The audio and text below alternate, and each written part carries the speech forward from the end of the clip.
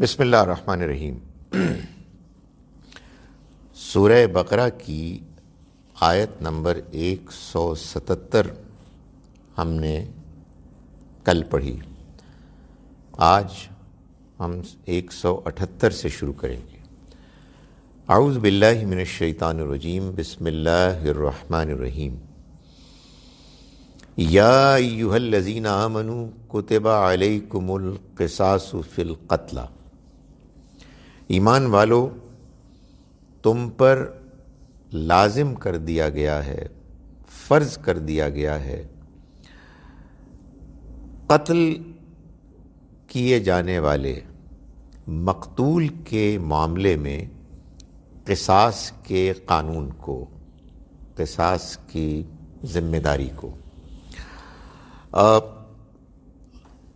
آیت نمبر 177 میں اللہ تعالیٰ نے اپنے دین کا، شریعت کا کہ جو اس کی توقع ہم انسانوں سے ہے، اس کا ایک خلاصہ بیان کر دیا، اور اس خلاصے کے بعد اب اس کی شریعت کے مختلف احکام ہیں جو ایک ایک کر کے اب ایک ترتیب کے ساتھ بیان ہوں گے۔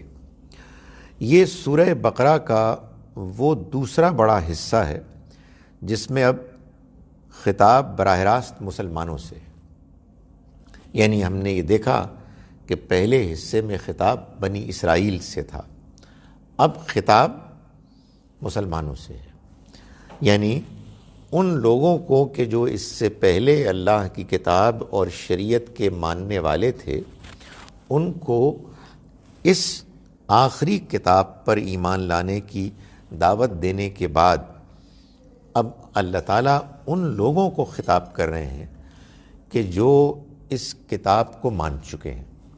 آپ یہ کہیے کہ وہ دعوت تھی بنی اسرائیل کو، اور یہ دعوت بنی اسماعیل میں ایمان لانے والوں کو ہے کہ جب آپ نے مان لیا تو اب آپ کو کیا کرنا ہے۔ حقیقت یہ ہے کہ دین پورے کا پورا ایک خاص پہلو سے دیکھا جائے تو دعوت ہے، ماننے کی دعوت، اور جو کچھ مانا ہے اس کے تقاضوں کو پورا کرنے کی دعوت۔ تو پہلے تو یہ بتا دیا گیا کہ دین بنیادی طور پر کیا توقع رکھتا ہے۔ تو یہ بتایا گیا کہ اللہ تعالیٰ ہم سے چاہتے ہیں کہ ہم بر، یعنی وفاداری اور نیکی کو اختیار کریں۔ یہ وفاداری خدا تعالیٰ کے ساتھ ہونی چاہیے، اس کے قانون کے ساتھ ہونی چاہیے، اس کے بندوں کے ساتھ ہونی چاہیے۔ اب اس کے بعد یہ بتایا جا رہا ہے کہ اس کی تفصیلات کیا ہیں۔ اس میں اللہ نے جو قانون بیان کرنے کی ترتیب اختیار فرمائی، اس میں سب سے پہلے جان کی حرمت اور پھر اس کے بعد مال کی حرمت کا بیان ہے۔ ظاہر ہے کہ یہ دو چیزیں وہ ہیں کہ جو کسی بھی معاشرے میں جو لوگ رہتے بستے ہیں ان کی نقطۂ نظر سے بڑی اہمیت کی چیزیں ہوتی ہیں۔ تو سب سے پہلے جو سب سے اہم معاملہ ہے کسی معاشرے میں جہاں انسان رہتے ہیں، یعنی انسان کی جان کا تحفظ اور اس کی حرمت، اس کو بیان کیا کہ یا ایھا الذین آمنوا، ایمان والو، کتب علیکم، لازم کر دیا گیا ہے تم پر۔ یہ قرآن کا ایکسپریشن ہے جو آپ بار بار دیکھیں گے۔ فرض کر دیا گیا ہے تم پر القصاص، قصاص کو۔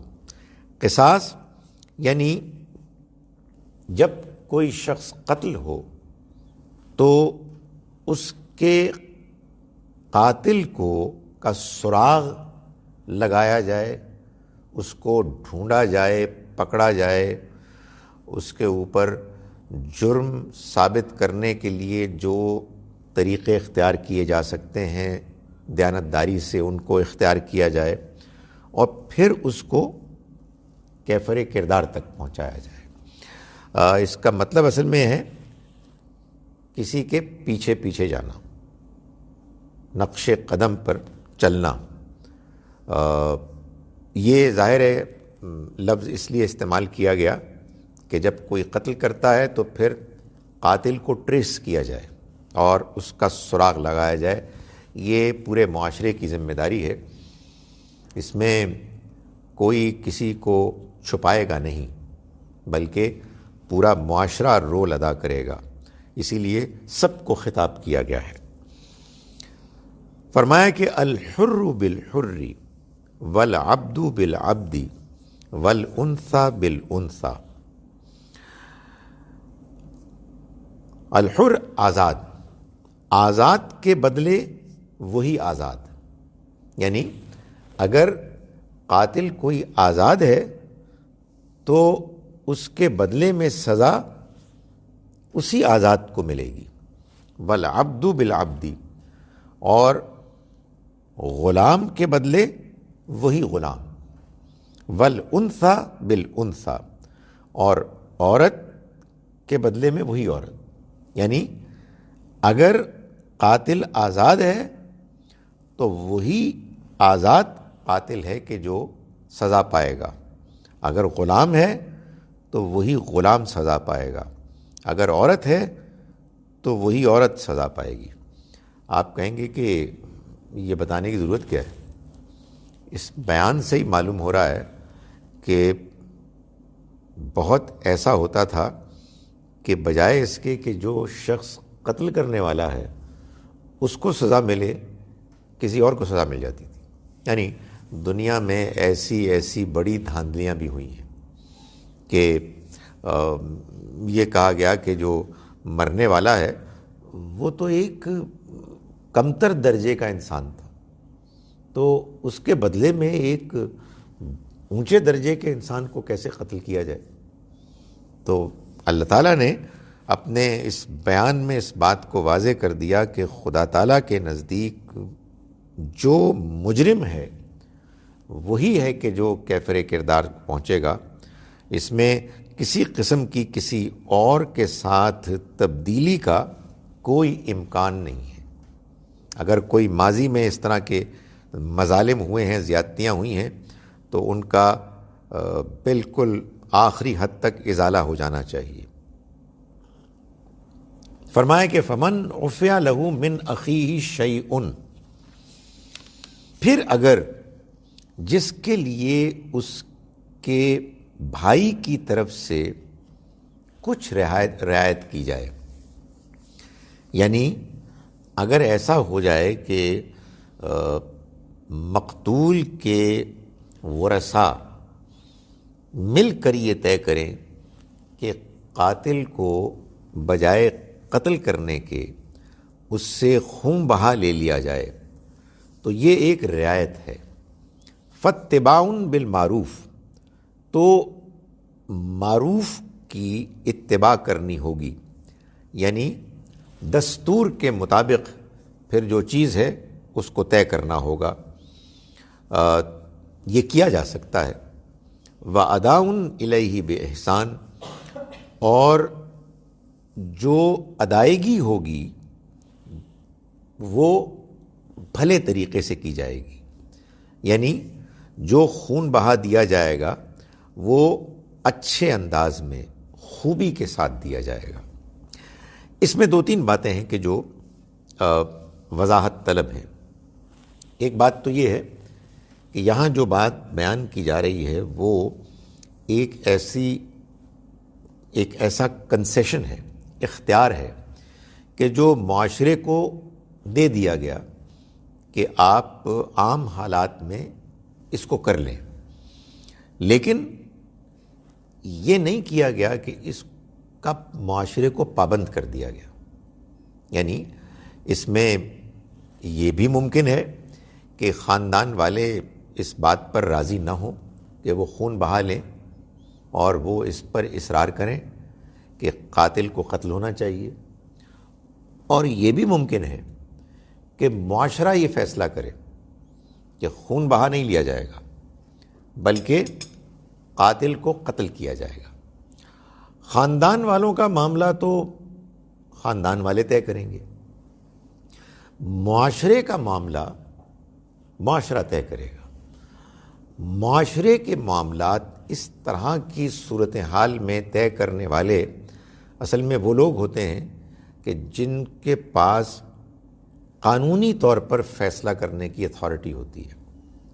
کورٹس ہوتے ہیں، ججز ہوتے ہیں، قاضی ہوتے ہیں، کوئی اور نظام بھی ہو سکتا ہے، آپ کی پارلیمنٹ بھی کر سکتی ہے. لیکن یہ دونوں جانب سے جب یہ بات طے ہو جائے کہ نہیں ٹھیک ہے، یہ ایسا قتل تھا کہ جو تھا تو ایک بہت بڑا جرم، لیکن اگر اس کے نتیجے میں کوئی آسانی قاتل کو دینے ہی میں مصلحت ہے تو وہ دی جا سکتی ہے. لیکن اگر مصلحت نہیں ہے تو پھر نہیں ہوگا ایسا. یعنی مثال کے طور پر اگر فرض کیجئے کہ جیسے کہ ہمارے معاشرے میں بعض اوقات ہوتا ہے کہ ایک بہت امیر طاقتور خاندان کا کوئی بگڑا ہوا نوجوان وہ قتل کر دیتا ہے، اور پھر اس کے بعد وہ جو مقتول کے وارث ہوتے ہیں ان پر دباؤ ڈال کر بہت پیسہ ویسا ان کو دینے کے لالچ کے ساتھ وہ مان لیتے ہیں. تو نہیں، یہ معاشرے کا اختیار ہے. معاشرہ، آپ کے خاندان والے یا جو بھی ہمارے نظام میں فیصلہ کرنے کی اتھارٹی رکھتے ہیں ان کو یہ اختیار حاصل ہے. کوئی اگر ریمنڈ ڈیوس نے کوئی قتل کر دیا ہے اور اس کے بعد اس کا پکڑا جانا ضروری ہے تو پھر خون بہا اور اس کے بہانے سے اس کو چھوڑا نہیں جا سکتا. کسی بڑے وڈیرے کے بیٹے نے قتل کر دیا ہے اور مقتول کے وارثوں کو آپ نے کچھ پیسے دے کے تو معاف کرا دیا ہے، نہیں، اس کے نتیجے میں تو پھر پھیلے گی یہ چیز.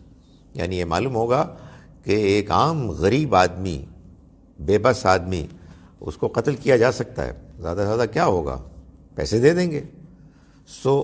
یہ اصل میں اختیار دیا گیا ہے معاشرے کو، اختیار دیا گیا ہے خاندان کو، اور وہ اس اختیار کو استعمال کریں گے اپنے ثوابدید پر سوچ سمجھ کر. اور اس میں جیسا کہ میں نے گزارش کی جو فیکٹرز ہیں باقی وہ بھی سامنے رکھے جائیں گے. فرمایا کہ دوسری بات یہ کہی گئی کہ اس میں جب خون بہا لینے کا فیصلہ ہوگا تو یہ کیا اماؤنٹ ہوگا، کیسے فیصلہ کیا جائے گا. اس کے بارے میں قرآن نے کہا کہ یہ دستور کے مطابق ہوگا. دستور یعنی معاشرے میں جو معروف ہے، ہر معاشرے کا اپنا ایک معروف ہوتا ہے، اس کے اپنے کچھ حالات ہوتے ہیں، بیک گراؤنڈ ہوتی ہے، ٹریڈیشنز ہوتی ہیں، اس میں کچھ چیزیں طے ہو جاتی ہیں. اس کو اللہ تعالیٰ نے اسپیسیفائی نہیں کیا. نبی اکرم صلی اللہ علیہ وسلم نے اپنے زمانے کے دستور کو کہ جو اس زمانے کا تھا اس کو اختیار کر لیا. بعد کے لوگ اس کو بھی اختیار کر سکتے ہیں، یا اگر کوئی اور چیز دستور بن گئی ہے، معروف بن گئی ہے، اس کو بھی اختیار کیا جا سکتا ہے. انسانی معاشرہ ایوالو کرتا ہے، اس میں حالات، اس میں خیالات، اس میں لوگوں کے رجحانات، پریفرنسز، وہ ایک سٹل طریقے سے ایوالو کرتے ہیں. اس میں جو چیز طے پا جائے لوگوں کی اکثریت میں، ظاہر ہے کہ وہ کوئی ایکسیپٹیبل ایک انڈرسٹینڈنگ ہونی چاہیے، کوئی بد اخلاقی پر مبنی چیز نہیں ہونی چاہیے. لیکن بہرحال معروف سے مراد دستور ہے جو سوسائٹی میں ایک ایکسیپٹڈ نارم ہے. میں نے یہ تقریر اس لیے کی کہ اس میں ہمارے ہاں جو ایک عام طور پر انڈرسٹینڈنگ ہے کہ عورت کی شکل میں خون بہا آدھا ہوگا مرد کے مقابلے میں، یہ کوئی دین کا حکم نہیں ہے. دین نے جو حکم دیا ہے وہ معروف کا حکم ہے. معروف سے مراد جو کسی سوسائٹی میں ایکسیپٹیبل نارم ہے، اس کا اللہ تعالیٰ نے پابند نہیں کیا کہ آپ کوئی خاص چیز فالو کریں، بس ایک عمومی بات ہے جس میں آپ کو اختیار ہے، اس میں ظاہر ہے کہ معاشرے کے لوگ جس طرح سے اپنے معاملات کو طے کرتے ہیں وہ طے کریں گے۔ تیسری بات یہ کہی گئی کہ وَأَدَاءٌ إِلَيْهِ بِإِحْسَان، اس کی ادائیگی کی جائے گی خوبی کے ساتھ، یعنی اگر مقتول کو کہ ورثاء کو مال ملے گا تو قاتل اس مال کو دے گا اچھے طریقے سے، یعنی آج کا زمانہ تو نہیں تھا کہ جب ایک اماؤنٹ آپ طے کر لیتے تو اماؤنٹ ہوتی ہے، اس میں تو کوئی گڑبڑ نہیں ہو سکتی، لیکن ایک زمانے میں آپ خون بہا دیا کرتے تھے اونٹوں کی شکل میں، بھیڑوں کی شکل میں، وغیرہ وغیرہ۔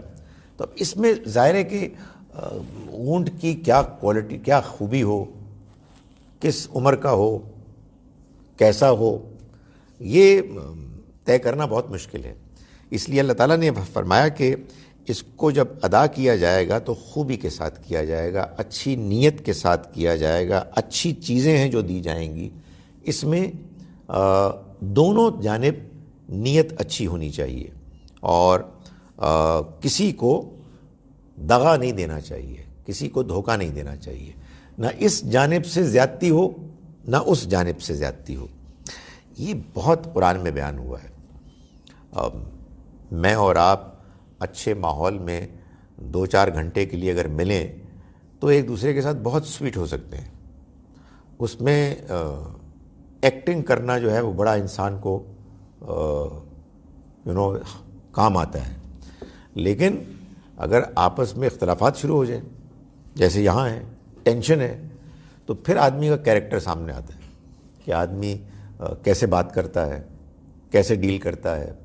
ظاہر ہے ایک جانب ایک فرد قتل ہو گیا ہے، دوسری جانب وہ دوسرا انسان ہے کہ جو قاتل ہے، اب آپ نے معاملات کو طے کرنا ہے، تو یہاں وہ چیز خاص طور پر نظر آئے گی کہ آپ بحیثیت انسان کس درجے کے ہیں۔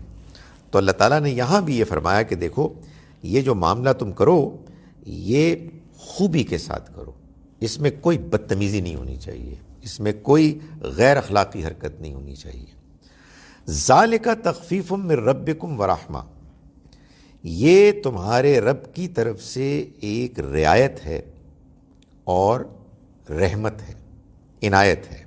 یعنی کرنے کو تو وہ یہ بھی کر سکتا تھا کہ وہ یہ فیصلہ کرتا کہ ہر حال میں اس کو قتل کرنا ہے، لیکن قتل کے کرنے کے علاوہ یہ امکان کنسیشن کہ قاتل کو خون بہا دے کر زندگی کا ایک اور موقع مل سکتا ہے، یہ اللہ کی طرف سے ایک آسانی اور رعایت ہے۔ فَمَنْ اعْتَدَى بَعْدَ ذَلِكَ، پھر جس کسی نے اس کے بعد بھی زیادتی کی، فَلَهُ عَذَابٌ عَلِيمٌ، تو پھر اس کے لیے ایک دردناک عذاب ہے، یعنی اللہ کے ہاں پھر وہ بڑی سخت سزا پائے گا۔ زیادتی کی ایک زیادتی یہ ہو سکتی ہے کہ قاتل یہ کہے کہ ابھی تو میں ان کو خون بہار دے رہا ہوں، لیکن بعد میں لوٹ مار کروں گا اور دیکھتا ہوں میں ان کو۔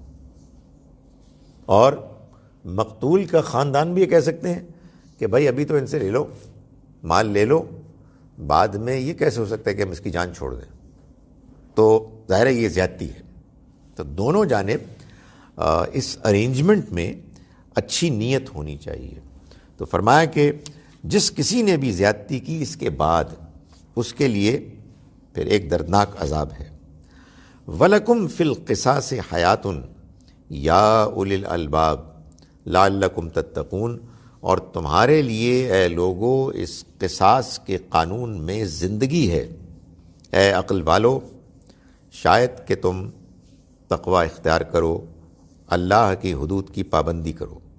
یعنی تم کو یہ خیال ہوتا ہے کہ یہ قانون ایسا ہے کہ جس میں اس کا امکان ہے کہ ایک شخص قتل ہو جائے، ایک شخص کو موت کی سزا مل جائے، لیکن اس سے زیادہ پریشان نہ ہو، اس موت کی سزا میں زندگی ہے، ہمارے ہاں ہے نا ایک بہت اسٹرانگ موومنٹ کہ کیپٹل پنشمنٹ نہیں ہونی چاہیے.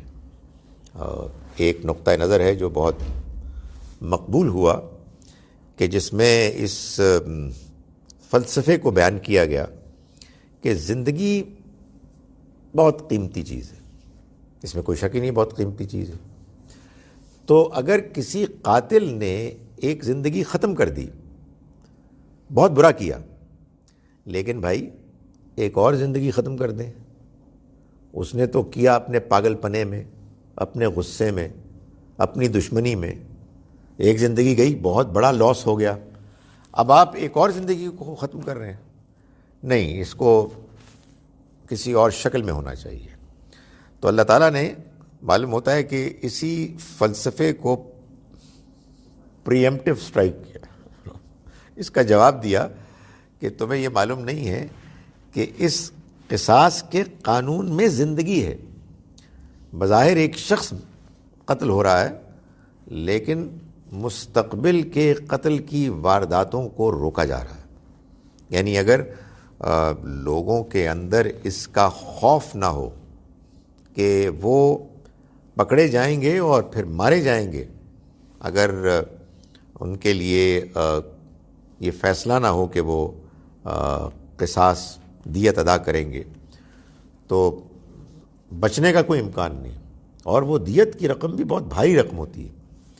تو اگر یہ اندیشہ ختم ہو جائے اور یہ ہو کہ بھائی جیل میں کچھ عرصے رہیں گے، اس کے بعد چلے جائیں گے، جیل میں بھی اچھی ٹھاٹھ کی زندگی ہے، آرام سے بیٹھیں گے، تو لیکن یہ رسک لے لیتے ہیں. تو اللہ تعالیٰ نے فرمایا کہ نہیں، یہ جو قانون ہے، اگر اس قانون کو صحیح طرح سے نافذ کیا جائے تو اس قانون ہی میں زندگی ہے. اے عقل والو، تم اپنی عقل کو استعمال کر کے اس قاتل کی سزا کے خلاف تم ایک مہم چلا رہے ہو. اگر تم غور کرو تو قاتل کا قتل ہونا یہی معاشرے کے لیے زندگی کی علامت ہے، ضمانت ہے. یعنی اس میں ان کے لیے یہ گارنٹی ہوگی، اس کا ایک امکان ہوگا، ایشورنس ہوگی کہ آئندہ جو لوگ قتل کرنے کے بارے میں سوچیں گے وہ اس بات کو پہلے پیش نظر رکھیں گے کہ کہیں اگر وہ پکڑے گئے تو وہ بچیں گے نہیں. تو اس کو بیان کیا گیا کہ اے عقل والو، اس میں زندگی ہے تمہارے لیے. یہ قصاص کا قانون تھا، اور اس میں نے گزارش کی کہ انسانی جان کی حرمت کو پیش نظر رکھ کے اس قانون کو بیان کیا گیا. اب مال کے بارے میں ایک اہم ہدایت اللہ تعالیٰ نے دی. فرمایا کہ کتبہ علیکم، یہ پھر وہی لازم کرنے کے لیے جو قرآن مجید میں ایکسپریشن ہے اس کو اختیار کیا گیا. لازم کر دیا گیا تم پر، اذا حضر احدکم الموت، جب تم میں سے کسی ایک پر موت آ جائے. یعنی آدمی اپنی موت کو اپنے قریب پائے. قرآن کے بیانات سے لگتا ہے کہ بہت ایسا ہوتا ہے. میں یہ تو نہیں کہتا کہ ہمیشہ ہی ایسا ہوتا ہے، لیکن بہت ایسا ہوتا ہے کہ آدمی ابھی مرا نہیں ہوتا اور اس کو یہ احساس ہو جاتا ہے کہ یار ٹائم کم ہے. بہت سے لوگوں سے بہت سے واقعات سنے کہ بڑے کانفیڈنٹلی اسٹیٹمنٹ دے دیتے ہیں. ایسے ایسے حیرت انگیز چیزیں بھی سنی ہیں کہ انہوں نے کہا کہ یہ Friday this time and exactly وہی ہوتا ہے. سو یہ کچھ اللہ کی طرف سے معلوم ہے کہ ہوتا ہے. تو اللہ تعالیٰ یہاں فرما رہے ہیں کہ جب تم میں سے کسی کی موت قریب آ جائے، حضر احدکم الموت، یعنی موت کا وقت آ پہنچے. ظاہر ہے کہ اگر موت کا وقت آ پہنچا ہے اور آپ کومے میں ہیں تو پھر تو آپ وصیت نہیں کر سکتے نا. اس سے مراد یہ کہ آپ ہوش میں ہیں، آپ اس کو کہتے ہیں بالکل ٹھیک ہیں ذہنی طور پر. تو فرمایا کہ ان ترک خیرن، اگر وہ کوئی مال چھوڑے تو لازم کر دیا گیا ہے تم پر کہ کیا کرو، الوصیہ، وصیت کرنے کو. یعنی یہ ایک زمانے تک اللہ کا یہی قانون تھا۔ اس میں ایک بات تو یہ ہے کہ اللہ نے دولت کو خیر کہا ہے، یعنی یہ جو خیر ہے اس سے مراد دولت ہے، مال۔ اگر کوئی مال چھوڑے، کیوں؟ اس لیے کہ بھائی اگر انسان مال کو صحیح طرح سے حاصل کرے اور صحیح طرح سے خرچ کرے تو یہ خیر ہے، اس سے نفرت نہیں کرنی چاہیے۔ ہمارے ہاں ایک خاص قسم کی دینداری کا تصور مال کے بارے میں لوگوں کو بیزار کرتا ہے۔ نہیں، مال کمانا، مال خرچ کرنا اگر جائز طریقے سے ہو رہا ہے تو یہ اچھی چیز ہے، ایسی اچھی چیز جیسے علم، ہنر، ایسی مال ہوگا آپ لوگوں کی مدد کر سکیں گے، مال ہوگا آپ اچھی زندگی گزاریں گے، اللہ کا شکر ادا کریں گے۔ لیکن ظاہر ہے حرام طریقے سے نہیں ہونا چاہیے اور اللے تللے نہیں کرنا چاہیے کہ آدمی اڑا رہا ہے اور دوسروں کے حقوق کو نظر انداز کر رہا ہے۔ تو فرمایا کہ اگر کوئی خیر چھوڑے، یعنی ظاہر ہے کہ یہ وصیت وہی کرے گا جو کوئی مال چھوڑ کے جا رہا ہے، تو وہ وصیت کرے کن کے لیے؟ للوالدین والاقربین، والدین اور رشتہ داروں کے لیے، بالمعروف، دستور کے مطابق۔ معلوم یہ ہوا کہ ایک زمانے میں جب کوئی شخص دنیا سے رخصت ہوتا تو اولاد اس کو ساری کی ساری ہڑپ کر لیتی۔ اولاد میں بھی جو زیادہ زوردار لوگ ہوتے، تو اللہ تعالیٰ نے اس موقع پر یہ فرمایا کہ تم والدین اور دوسرے رشتہ داروں کے حق میں وصیت کر کے جاؤ، اور یہ وصیت دستور کے مطابق ہو، یعنی اس میں جو ایک ڈیسنٹ، ریزنیبل ایک ڈسٹریبیوشن ہو سکتی ہے اس کو تم بیان کرو۔ اس میں ایسا نہ ہو کہ ڈسپروپورشنیٹ ہو کہ کسی کو بہت زیادہ مل رہا ہے، کسی کو بہت کم مل رہا ہے۔ ایک منصفانہ تقسیم ہے کہ جو تم بیان کرو۔ حقاً علی المتقین، یہ ڈرنے والوں کے لیے حق ہے، یعنی ان پر یہ لازم ہے کہ وہ ایسا کریں۔ یہ اب لزوم، لازم ہونا اس طرح سے تو نہیں رہا، جبکہ سورہ نساء میں آیت نمبر 11 اور 12 میں باقاعدہ قانون وراثت بیان ہو گیا ہے۔ تو پھر اللہ تعالیٰ نے یہ کیوں کیا کہ پہلے وصیت کرنے کو لازم کر دیا؟ اس کی ایک وجہ تو یہ ہے کہ اللہ تعالیٰ اپنی شریعت میں بالعموم اس بات کا خیال رکھتے ہیں کہ جب اس کو نافذ کیا جائے، اس کو انٹروڈیوس کیا جائے تو وہ گریجولی کیا جائے، خاص طور پر ان معاملات میں جن معاملات میں فوراً کسی چیز کو نافذ کرنے کے نتیجے میں خدشات ہیں کہ لوگ سمجھ نہیں پائیں گے، عمل نہیں کر پائیں گے، ان کے ہاں رکاوٹیں ہوں گی، ریزرویشنز ہوں گی، تو پہلے ایک کمتر درجے کی ایک ذمہ داری عائد کی جاتی ہے اور پھر اس کو بڑھایا جاتا ہے۔ اس معاملے میں بھی ایسا ہی کیا، گویا کہ یہ ایک تمہید بن گئی۔ تمہید کا مطلب یہی ہوتا ہے راستہ ہموار کیا گیا کہ لوگ وصیت کریں گے تو اس کے بعد وہ موقع بھی آ سکتا ہے کہ جب اللہ تعالیٰ اپنا فیصلہ سنا دے۔ دوسری بات یہ بھی ہے کہ اس وصیت کو اللہ تعالیٰ نے اپنے اس قانون میں بھی جگہ دی ہے کہ جو سورہ نساء میں بیان ہوا ہے۔ وہاں بھی وصیت کا اپنا ایک رول ہے۔ پہلے وصیت امپلیمنٹ ہوگی، اس کے بعد باقی جو کچھ بھی اللہ تعالیٰ نے ورثاء کے لیے حقوق رکھے ہیں ان کو تقسیم کیا جائے گا۔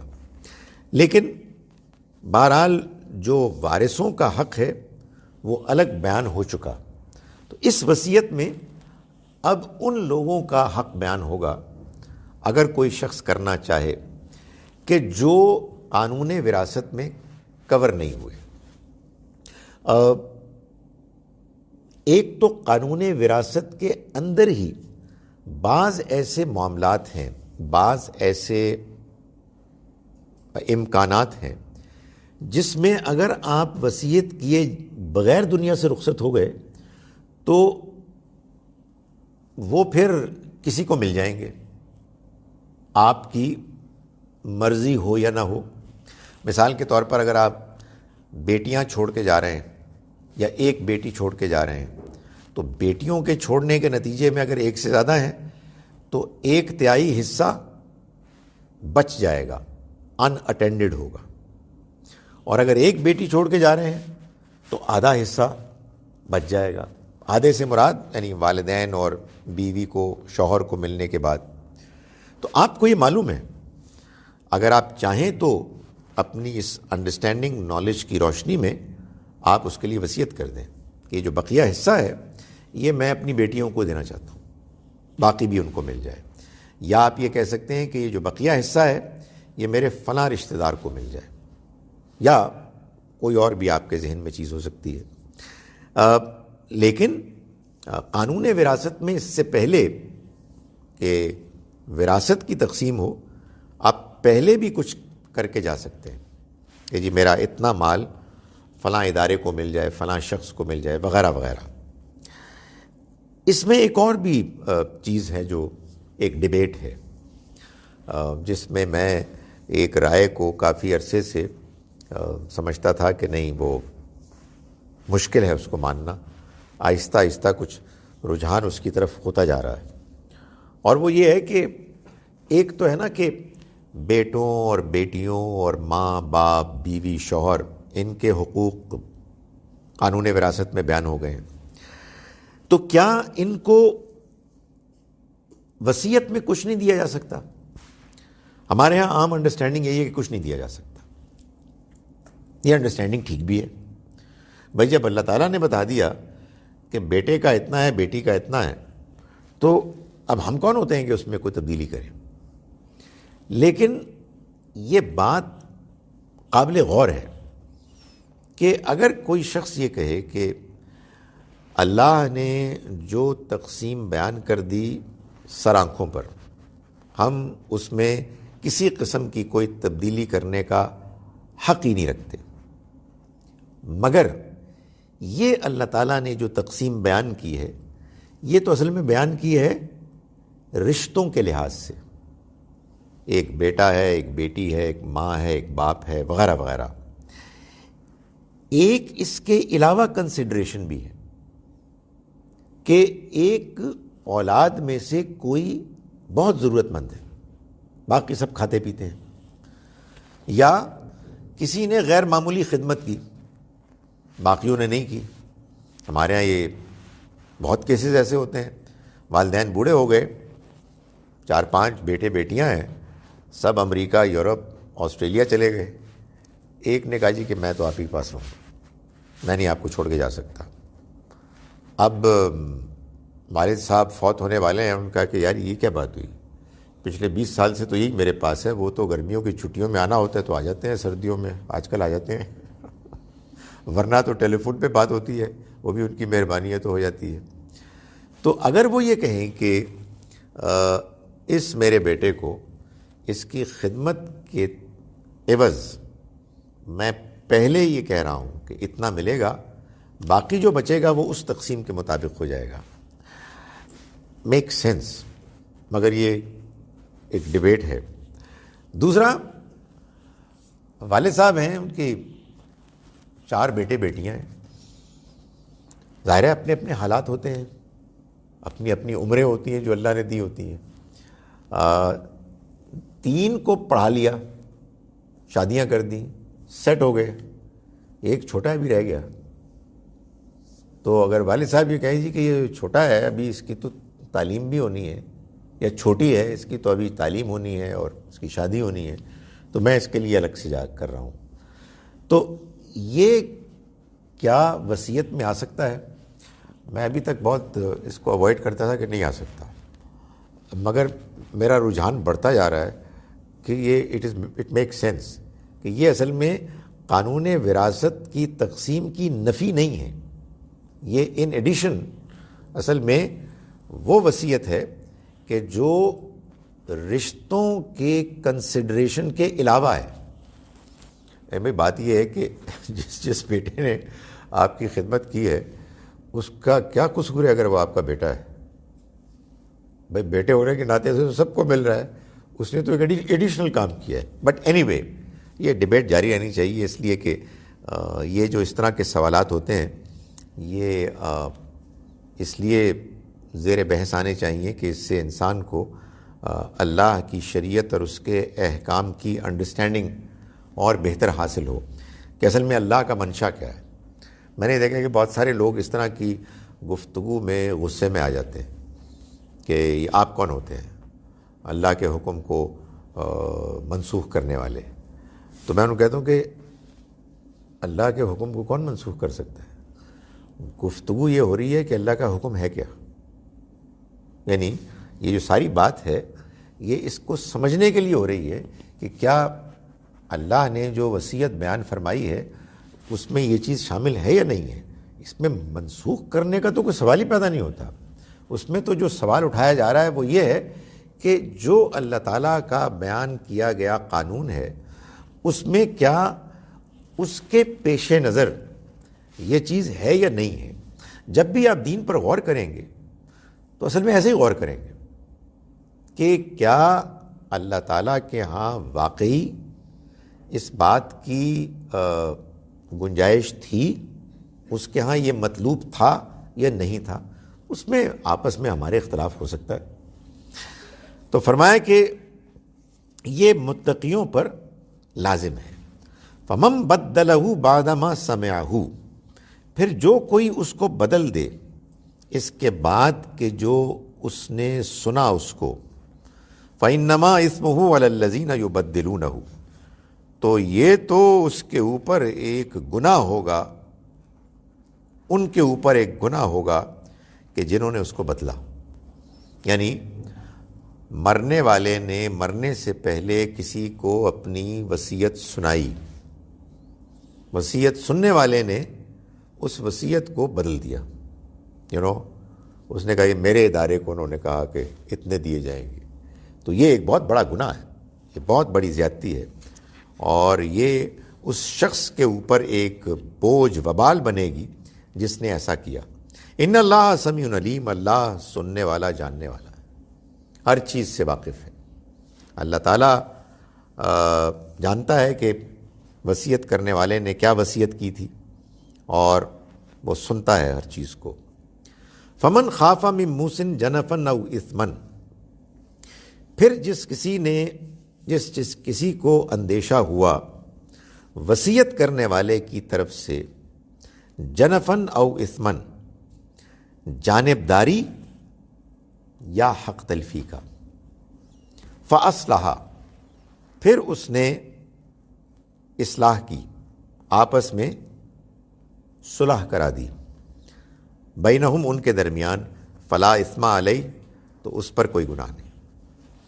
یعنی اس کا بھی امکان ہے کہ وصیت کرنے والے نے وصیت کرنے کے موقع پر کوئی زیادتی کر دی، کوئی وقتی جھگڑا ہو گیا تھا، کوئی کسی وجہ سے اس کی اوپینین کسی کے بارے میں بہت زیادہ پازیٹیو ہو گئی یا بہت زیادہ منفی ہو گئی، تو اگر اس طرح کی کوئی چیز ہو گئی تو بعد میں اگر لوگ یہ محسوس کریں کہ نہیں یار بہت زیادتی ہو گئی، اور وہ لوگوں کی آپس میں صلح صفائی کرا لیں، آپس میں مصالحت کرا لیں، تو اس میں کوئی گناہ نہیں ہے۔ ان اللہ عفو رحیم، اللہ بخشنے والا ہے، رحم کرنے والا ہے۔ یعنی ایسا نہیں ہے کہ اگر کوئی اچھی نیت کے ساتھ لوگوں کے مابین ان کے اختلافات اور جھگڑوں کو ٹھیک کرنے کے لیے کوئی رول ادا کرتا ہے تو وہ یہ سمجھے کہ نہیں، چونکہ اب اللہ نے کہہ دیا ہے کہ وصیت جس نے کی ہے اس کی امپلیمنٹیشن ہونی چاہیے، تو ایسا کوئی اقدام قابل قبول نہیں ہوگا۔ نہیں، کوئی مسئلہ نہیں، اگر کوئی ایسا کرتا ہے اور بشرطے کہ سب کو انوالو کر کے جو پرابلم ہے اس کو سامنے رکھے، اگر سب فریقین، سب جو بھی پارٹیسپینٹس ہیں اس میں اسٹیک ہولڈرز ہیں، وہ سب مطمئن ہو جائیں تو یہ بہت اچھی بات ہے. اس میں کوئی ایسی پرابلم نہیں ہے کہ لوگ اس سے اندیشہ رکھیں. فرمایا یا ایھا الذین آمنوا کتب علیکم الصیام. اب یہ تیسرا کتب علیکم آ گیا.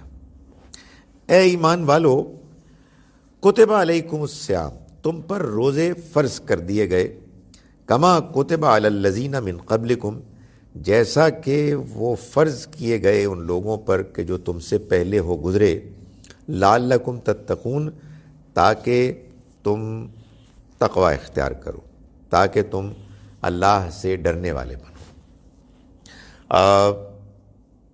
ایک تو پہلا سوال یہ ہے کہ یہ روزے کہاں سے آ گئے؟ یعنی آپ نے تو فرمایا تھا کہ یہ شریعت کا بیان شروع ہوا ہے، تو شریعت کے بیان میں مال کے بارے میں گفتگو ہوئی، جان کے بارے میں پہلے ہوئی، حرمت جان، پھر حرمت مال. آگے ہم دیکھیں گے کہ حج آ رہا ہے، اللہ کی راہ میں خرچ کرنا آ رہا ہے، جہاد آ رہا ہے. یہ درمیان میں روزہ کیسے آ گیا؟ اس کا جواب یہ معلوم ہوتا ہے کہ یہ جو اللہ کی حدود ہے، اللہ کا یہ حکم ہے، اس کو ایسے کرنا ہے، ایسے نہیں کرنا ہے، اس چیز سے رکنا ہے، اس چیز کو اختیار کرنا ہے، یہ ہے نا اللہ کی حدود.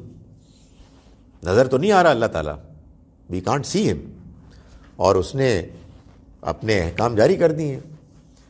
تو یہ کون کرے گا؟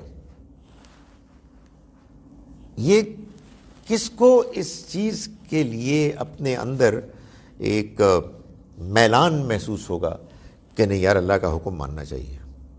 وہی کرے گا جو اللہ سے ڈرتا ہے، جس کے اندر تقوی ہے، جو بن دیکھے اس بات کا اندیشہ رکھتا ہے کہ یار اللہ دیکھ رہا ہے اور مجھے اس کو جواب دینا ہے. تو معلوم یہ ہوا کہ خدا کے دین اور اس کی شریعت کو اختیار کرنے کے لیے جو ضروری اسپرٹ ہے وہ تقوی ہے، اور وہ تقوی روزے سے پیدا ہوتا ہے. یعنی تقوی کو پیدا کرنے کے لیے ایک طریقہ بڑا اہم وہ روزہ ہے. تو اللہ تعالیٰ نے اس لیے شریعت کو بیان کرنے کے دوران شریعت کو فالو کرنے کے لیے جو اسپرٹ درکار ہوتی ہے تقوی کی، اس کو پیدا کرنے والی عبادت کو درمیان میں بیان کیا. یہ ہے اصل میں قرآن مجید کی ترتیب کی حکمت. یعنی اللہ کے ہاں جو وہ سیکوینس اختیار کرتا ہے اس کا اپنا اصول ہے، اپنا اسلوب ہے. اس کی حکمت کو ہمیں سمجھنا چاہیے. تو یہاں یہ روزے کا بیان شریعت کے بیان کے بیچ میں یہ اصل میں اس لیے ہے تاکہ اللہ کی شریعت کو فالو کرنے کے لیے جو اسپرٹ موٹیویشن چاہیے اس کو پیدا کرنے کا بھی بیان ہو جائے. فرمایا کہ ایمان والو، تم پر روزے فرض کر دیے گئے جیسا کہ تم سے پہلے لوگوں پر فرض کیے گئے. ظاہر ہے یہ دین کوئی پہلا دین تو نہیں ہے، پہلی شریعت تو نہیں ہے، پہلے بھی اللہ تعالیٰ نے لوگوں کو شریعت دی تھی تو اس کو فالو کرنے کے لیے بھی تقوی کی ضرورت تھی، اور اب بھی تقوی کی ضرورت ہے. تو جیسے ان پر فرض کیے گئے ویسے ہی تم پر فرض کیے گئے. لعلکم تتقون، تاکہ تم اللہ سے ڈرنے والے بنو. روزہ سیام اس کا ترجمہ ہمارے یہاں روزہ ہے، اور یہ صوم ایک عبادت ہے کہ جس میں انسان اللہ کی عبادت کرتا ہے، اس کے حکم کے نتیجے میں ڈسپلن اختیار کر کے، اس کے حکم کی تعمیل کر کے. اور اس کا مطلب یہی ہے کہ آپ صبح سے لے کے شام تک اپنی ضروری حاجات پر پابندی لگا دیتے ہیں. اس سے تقوی کیسے پیدا ہوتا ہے؟ تقوی کا جو اسپرٹ ہے وہ یہ ہے کہ آپ اللہ کو دیکھے بغیر اپنے اندر کی ان ارجز کو، رجحانات کو، میلانات کو روکیں کہ جو آپ کو اللہ کی حدود کو توڑنے کی طرف مائل کرتے ہیں۔ آنیسٹلی انسانی زندگی اسی سٹرگل کا نام ہے۔ صبح و شام ہم اسی سے گزر رہے ہوتے ہیں۔ ہمیں کچھ چیزوں کے لیے ایک اندر سے ایک ارج پیدا ہوتی ہے، اور پھر یہ خیال آتا ہے کہ نہیں یار یہ ٹھیک نہیں ہے، اور پھر ایک مقابلہ شروع ہو جاتا ہے۔ تو ساری زندگی اسی مقابلے کا نام ہے۔ تو انسان اللہ کو دیکھے بغیر اپنے اندر کی اس اخلاقیات کو کہ جو اللہ کی دی ہوئی ہے اور اللہ کے دین کی شریعت کو فالو اسی وقت کر سکتا ہے جب اس کے اندر یہ ایک اسٹرانگ انکلینیشن ہو، اسٹرانگ ایک اس کے اندر ڈسپلن ہو کہ نہیں مجھے نہیں کرنا، اللہ دیکھ رہا ہے، میں اپنی اس ضرورت کو، میں اپنی اس خواہش کو دباؤں گا اور میں اپنے اللہ کو راضی کروں گا۔ یہ جو تقویٰ ہے، یعنی حدود آشنائی، گاڈ کانشسنس، اللہ کے موجود ہونے کے احساس کے نتیجے میں اپنی زندگی کو اس کی مرضی کے مطابق ڈھالنا، تقویٰ اس کی پریکٹس ہے، ٹریننگ ہے۔ صبح سے لے کے شام تک ہم ان چیزوں کو کرتے جو ہمارے لیے جائز ہیں اور جن کی ہمیں ضرورت ہے۔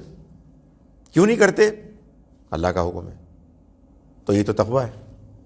جب آپ یہ کام میں اور آپ مہینے میں پورا مہینہ کریں گے، 29-30 دن، تو پھر اس کا بڑا غالب امکان ہے کہ جب 29-30 دن آپ صبح سے لے کے شام تک ان چیزوں کو استعمال نہیں کریں گے کہ جو آپ کے لیے آرڈینریلی جائز ہیں، حلال ہیں، تو پھر اس کے نتیجے میں اس کا امکان پیدا ہوگا، آپ اتنے ایکوپڈ ہو جائیں گے کہ آپ ان چیزوں سے اپنے آپ کو روکیں کہ جو پورا سال ہی ناجائز ہے۔ سو یہ ٹریننگ ہے، پریکٹس ہے یہ کہ جو ہم کو صبح و شام کرائی جاتی ہے۔ صرف اس میں جس چیز کی شدید کمی میں محسوس کرتا ہوں وہ یہ ہے کہ ہم اپنے آپ کو ریمائنڈ نہیں کراتے کہ یہ ٹریننگ ہو رہی ہے بھائی، اس کے بعد آپ کو اس کے آگے جا کے امپلیمنٹ کرنا ہے۔ اصل میچ تو بعد میں ہونا ہے۔ یہی وجہ ہے کہ آپ دیکھیں کہ نبی اکرم صلی اللہ علیہ وسلم نے فرمایا کہ جو شخص جھوٹ بولنے اور جھوٹ پر عمل کرنے سے گریز نہیں کرتا، اللہ کو اس کے روزے رکھ کر بھوکے پیاسے رہنے سے کوئی دلچسپی نہیں۔ خواہ مخواہ اپنی صحت خراب کر رہے ہیں، آرام سے کھائے پیے۔ بھائی آپ نے جھوٹ ہی نہیں چھوڑا، جب آپ نے مکاری نہیں چھوڑی تو آپ نے کھانا پینا کیوں چھوڑ دیا؟ یعنی کھانا پینا چھوڑنے کا تو مقصد یہ تھا کہ ہم اللہ کی خاطر صبح سے شام تک اپنی جائز ضروریات کو پورا کرنے سے روکیں، تاکہ ہمارے اندر اس چیز کا حوصلہ، طاقت، ڈسپلن پیدا ہو کہ ہم ناجائز چیزوں سے رک جائیں گے۔ تو عین اس وقت کہ جب آپ وہ ٹریننگ کر رہے ہیں تو بھائی آپ نہ کریں، یہ ہے مسئلہ۔ تو فرمایا کہ ایمان والو، تم پر روزے فرض کر دیے گئے جیسا کہ تم سے پہلے گزرے، لعلکم تتقون، تاکہ تم پرہیزگار بنو، اللہ سے ڈرنے والے بنو۔ معدودات، یہ گنتی کے چند دن ہیں۔ مطلب یہ ہے کہ تقویٰ، للہیت، اللہ سے ڈرنا، یہ بہت بڑا ایک آبجیکٹو ہے، ایک بہت بڑا ایسٹ ہے انسان کے لیے۔ اس کو پانے کے لیے اگر آپ 29-30 دن اپنے آپ کو اس ٹرین، تو یہ کوئی بہت مہنگا سودا نہیں ہے، اٹس ورتھ اٹ۔ سو یہ آپ انکریج کر رہے ہیں، دیکھو اصل میں اس لیے انکریج کر رہے ہیں، جب رمضان قریب آتا ہے تو آدمی تھوڑا سا نروس ہو جاتا ہے، یار یہ پھر آ گیا مہینہ اور مشکلات ہو جائے گی۔ یعنی اس کی تمام تر برکتوں کو جاننے کے باوجود آدمی اندر سے ہوتا ہے تھوڑا سا پریشان۔ تو اللہ تعالیٰ فرماتے ہیں کہ ایام معدودات، چند دن ہے، اور زیادہ دن نہیں، گنتی کے دن ہیں. وَعَلَى الَّذِينَ يُطِيقُونَهُ فِدْيَةٌ طَعَامُ مِسْكِين، نہیں، فَمَنْ كَانَ مِنْكُمْ مَرِيضًا، پھر تم میں سے جو کوئی مریض ہو، او علی سفرن، یا سفر کی حالت میں ہو، فعدۃ من ایام اخر، تو بعد کے دنوں میں گنتی پوری کر لے. ٹھیک ہے نا، یعنی آپ سے روزے چھٹ گئے، کیوں؟ اس لیے کہ آپ بیمار ہیں یا آپ سفر میں ہیں، تو آپ پھر رمضان گزرنے کے بعد اپنے روزے پورے کر لیں. سردیاں آئیں گی، دن چھوٹے ہوں گے، روزے رکھ لیں آپ. وَعَلَى الَّذِينَ يُطِيقُونَهُ، اور ان لوگوں کے لیے کہ جو اس کی طاقت رکھتے. کس کی؟ یہ جو بعد میں بات آ رہی ہے. فِدْيَةٌ طَعَامُ مِسْكِين، تو وہ ایک مسکین کو کھانا کھلا دیں تو ان پر ان کا معاملہ ٹھیک ہو جائے گا. یعنی وہ فدیے کے طور پر ایک مسکین کو کھانا کھلائیں، یعنی ہر چھٹے ہوئے روزے کے عوض وہ ایک مسکین کو کھانا کھلا دیں. تو اس سے ان کے اس روزے کے چھوڑنے کی جو ایک کوتاہی ہوئی ہے وہ دور ہو جائے گی. لیکن وَأَن تَصُومُوا، یہ بات کہ تم روزے رکھو نہیں. فَمَن تَطَوَّعَ خَيْرًا، پھر جو اختیار سے بھلائی کرے، فَهُوَ خَيْرٌ لَّهُ، تو یہ اس کے لیے بہتر ہے. یعنی مطلب یہ ہے کہ ایک مسکین کو کھانا کھلانا ایک روزے کے چھوڑنے پر، یہ تو ہے کم سے کم کمپنسیشن، کم سے کم اس کی جگہ پر کفارہ. لیکن کوئی زیادہ کر دے تو یہ اس کے لیے اور بھی بہتر ہے، اس سے کوئی روکا نہیں گیا.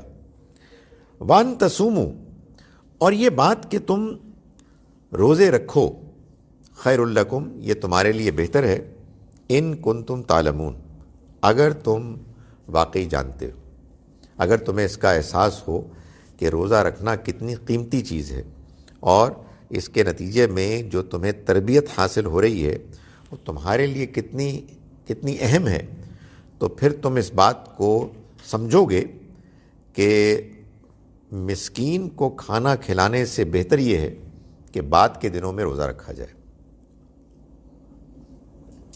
اگلی آیت جو ہم آج نہیں پڑھیں گے، اس سے یہ معلوم ہوتا ہے کہ اللہ نے یہ کنسیشن بھی کچھ عرصے کے بعد وڈرا کر لیا. جیسے ہم نے دیکھا کہ ابھی پیچھے وصیت کرنے کا اللہ نے حکم دیا، اور پھر قانون وراثت کے بیان کے بعد اس وصیت کی جو لازم ہونے کی شکل تھی وہ ختم ہو گئی. ادھر ایک دوسرا معاملہ ہوا کہ روزے رکھنے کا حکم دیا گیا، اور ابتدا میں کچھ کھاتے پیتے لوگوں کو کہ جو بیماری یا سفر کی وجہ سے روزہ نہ رکھ پائیں، تو ان کو یہ کہا گیا کہ تم اگر مسکین کو کھانا کھلا کے فدیہ ادا کر دو تو اس سے بھی تمہاری گنتی پوری مان لی جائے گی. وجہ یہ ہے کہ رمضان میں روزہ رکھنا آسان ہوتا ہے، چاہے کتنی گرمی کیوں نہ ہو، سارے ہی رکھ رہے ہوتے ہیں. رمضان کے بعد بڑا مشکل ہوتا ہے، تو آپ ہی اکیلے رکھ رہے ہیں، کوئی اور تو روزہ رکھ نہیں رہا. تو اس لیے اللہ نے شروع میں لوگوں کو اس کی اجازت دی کہ وہ ایسا کر سکتے ہیں. لیکن اگلی آیت مبارکہ میں ہم دیکھیں گے کہ اس آیت کو اللہ تعالیٰ اس کنسیشن کو ختم کر دیا. اب ہمارے ہاں جو لوگ روزہ رکھ ہی نہیں سکتے for various reasons, medical reasons کی وجہ سے، ایج کی وجہ سے، تو وہ ایک مسکین کو کھانا کھلا دیتے ہیں، اچھی بات ہے. ظاہر ہے کہ جو شخص روزہ نہیں رکھ سکتا وہ نہیں رکھ سکتا، لیکن اللہ کی طرف سے پہلے جب یہ بات بتا دی گئی تھی کہ اگر کوئی روزہ نہیں رکھ سکتا اور افورڈ کر سکتا ہے تو وہ مسکین کو کھانا کھلا دے، تو یہ اب لوگ اس کو پریکٹس کرتے ہیں. میں اب تک یہی سمجھتا ہوں کہ یہ ضروری تو نہیں ہے، لیکن اچھی بات ہے، ایک اچھی چیز ہے کہ اس سے ایک احساس ہو جاتا ہے کہ آپ بھی اصل میں پارٹیسپیٹ کر رہے ہیں۔ میں ان آیات کا ترجمہ ایک مرتبہ پھر کر رہا ہوں، اس کے بعد ہم مغرب کی نماز پڑھیں گے اور پھر انشاءاللہ کویسچن آنسرز کے لیے آئیں گے۔ بسم اللہ الرحمن الرحیم، آیت نمبر 178 سے ہم نے آج کا سبق شروع کیا۔ یا ایھا الذین آمنوا، ایمان والو، کتب علیکم القصاص، تم پر قصاص کا قانون لازم کر دیا گیا، فی القتلی، مقتول کے معاملے میں، یعنی ان کے معاملے میں کہ جو قتل کر دیے گئے۔ الحر بالحر، آزاد قاتل کے بدلے میں وہی آزاد سزا پائے گا، والعبد بالعبد، اور غلام کے بدلے وہی غلام، والانثى بالانثى، اور عورت کے بدلے وہی عورت۔ فمن عفی لہ من اخیہ شیء، پھر جس کے لیے اس کے بھائی کی طرف سے کچھ رعایت کی جائے، فاتباع بالمعروف، تو وہ دستور کے مطابق اس کی پیروی کرے گا، واداء الیہ باحسان، اور خوبی کے ساتھ اس کو ادا کیا جائے گا۔ ذالک تخفیف من ربکم ورحمہ، یہ آسانی ہے، رعایت ہے تمہارے رب کی طرف سے اور رحمت ہے۔ فمن اعتدی، پھر جس کسی نے زیادتی کی، بعد ذالک، اس کے بعد، فلہ عذاب علیم، تو اس کے لیے ایک دردناک عذاب ہے۔ ولکم فی القصاص، اور اے لوگو تمہارے لیے قصاص کے اس قانون میں حیاتن، زندگی ہے، یا اولی الالباب، اے عقل والو، لعلکم تتقون، تاکہ تم حدود کے اندر رہنے والے بنو۔ کتب علیکم، تم پر فرض کیا گیا، اذا حضر احدکم الموت، جب تم میں سے کسی ایک پر موت آ جائے، ان ترک خیرا، اگر وہ کوئی دولت، کوئی مال چھوڑے، لازم کر دیا گیا الوصیت، وصیت کرنے کو، للوالدین والاقربین، والدین اور رشتہ داروں کے لیے، بالمعروف، دستور کے مطابق، حقاً علی المتقین، یہ لازم ہے متقیوں کے لیے۔ فمن بدلہ، پھر جو کوئی اس کو بدل دے، بعدما سمعہ، اس کے بعد کہ اس نے اس کو سن لیا، فإنما اسمہ علی الذین یبدلونہ، تو یہ تو اس کے خلاف گناہ گردانا جائے گا کہ جس نے اس کو بدلا۔ ان اللہ سمیع علیم، جاننے والا، جاننے والا ہے۔ فمن خاف من موص جنفا او اثما، پھر جو کوئی اندیشہ رکھے وصیت کرنے والے کی طرف سے جانبداری کا، او اثمن، یا حق تلفی کا، فاصلح بینہم، پھر اس نے ان کے درمیان صلح کرا دی، فلا اثم علیہ، تو اس پر کوئی گناہ نہیں۔ ان اللہ غفور رحیم، یقیناً اللہ مغفرت کرنے والا، رحم کرنے والا ہے۔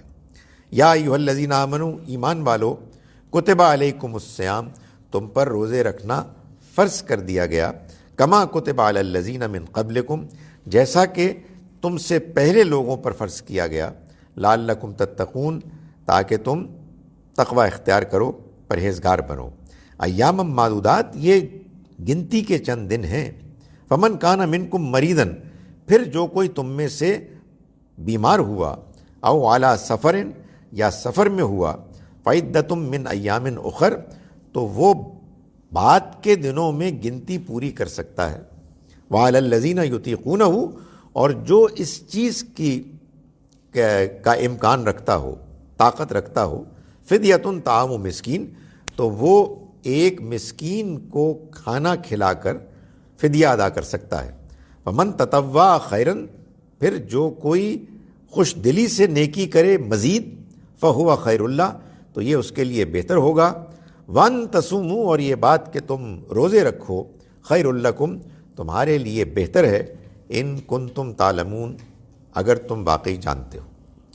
اقول قولی ھذا واستغفر اللہ لی ولکم۔ اب ہم مغرب کی نماز کے لیے اٹھ رہے ہیں، اور اس کے بعد پھر ہم سوال جواب کی نشست کے لیے آئیں گے. آپس میں لڑ رہے ہیں ہوگا. ٹھیک ہے جی.